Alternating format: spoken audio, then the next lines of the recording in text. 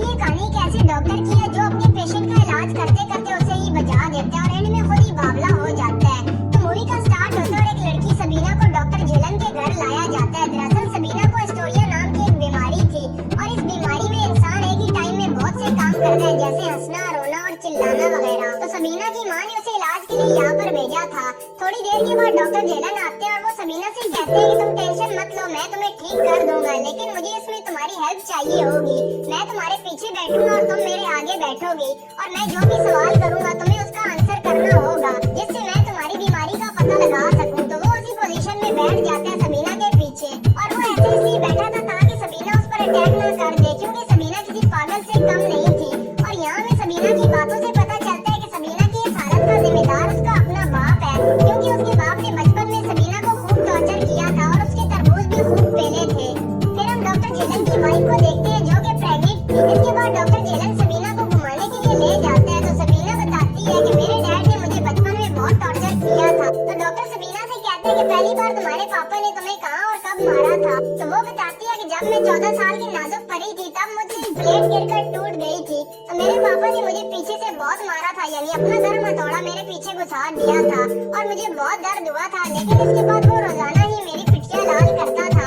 तो मुझे भी बाद में मजा आने लगा। पापा से ज्यादा मजा तो मुझे आता था अपनी लाल करवाने में। तो डॉक्टर समझ जाता है कि इतनी कम उम्र में इतना बड़ा हथौड़ा झेलने की वजह से सबीना की ये हालत हो गई है। तो डॉक्टर अपनी बीवी से कहता है कि सबीना का दिमाग बहुत तेज है, अगर वो इस बीमारी से ठीक हो जाती है तो वो बहुत कुछ कर सकती है।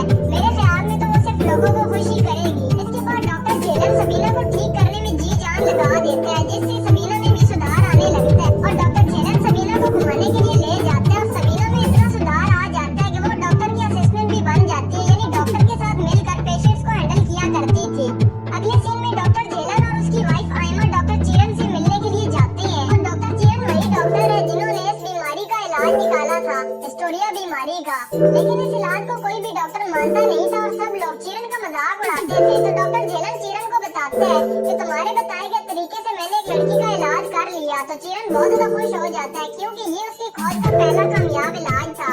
इसके बाद सबीना पढ़ाई करने लगती है क्योंकि वो भी एक डॉक्टर बनना चाहती थी और उसकी पढ़ाई का सारा खर्चा डॉक्टर झेलन दे रहा था। और डॉक्टर झेलन सबीना को बताता है कि मैंने तुम्हारे बारे में डॉक्टर चिरन को बताया है कि तुम बहुत इंटेलिजेंट हो। तो सबीना बहुत ज्यादा खुश होती है। इसके बाद डॉक्टर झेलन के घर पर एक ऑटो नाम का बंदा आता है जिसे सबीना वाली बीमारी ही थी, यानी हिस्टोरिया। तो ऑटो के डैड को पता चला था कि झेलन ने एक लड़की सबीना का इलाज कर दिया है, हिस्टोरिया बीमारी से उसे ठीक की है।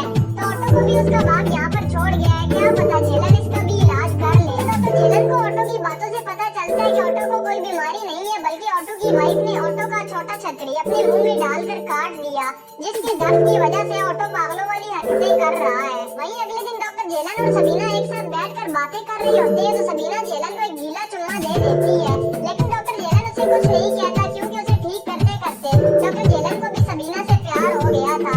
अगले सीन में हम ऑटो को देखते हैं, वो डॉक्टर झेलन के घर से भाग जाता है क्योंकि उसे कोई बीमारी जो नहीं थी। और वहाँ झेलन को एक लेटर मिलता है जो ऑटो ने ही लिखा था, जिसमें लिखा था कि बेटे झेलन, मुझे तेरे और सबीना के बारे में सब पता चल गया है, तू मेरी बात मान सबीना को बचा दे। तो डॉक्टर भी सोचता है कि हाँ यार ये ऑटो सही तो कह रहा है, सबीना ने मुझे गीला चुम्मा जो दिया था वो मुझे लाइक तो करती है, वरना वो मुझे पुच्ची क्यों देती। तो डॉक्टर भी सबीना के रूम में पहुंच जाता है रात को। तो सबीना उसे देखकर कहती है कि इतनी रात को यहाँ कैसे। तो डॉक्टर कहता है कि ये बता तूने मुझे पुच्ची कैसे दी, अब मेरा हैंडपंप तेरी खाई में जाकर रहेगा। तो डॉक्टर झेलन सबीना पर अपनी रेलगाड़ी जोर जोर से चढ़ा देता है। अगले दिन झेलन डॉक्टर चिरन से मिलता है। तो चिरन उसे बताता है कि पूरे शहर में ये अफवाह फैल गई है कि तुम्हारा किसी पेशेंट के साथ ही चक्कर चल रहा है।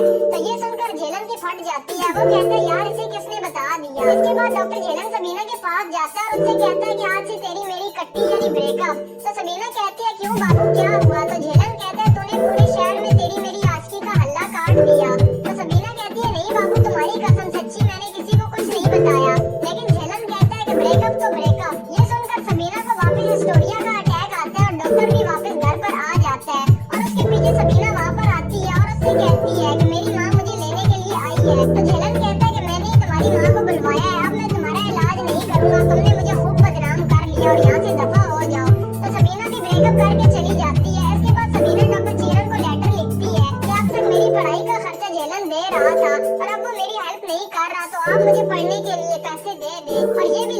कि मेरा और झेलन का अफेयर चल रहा था।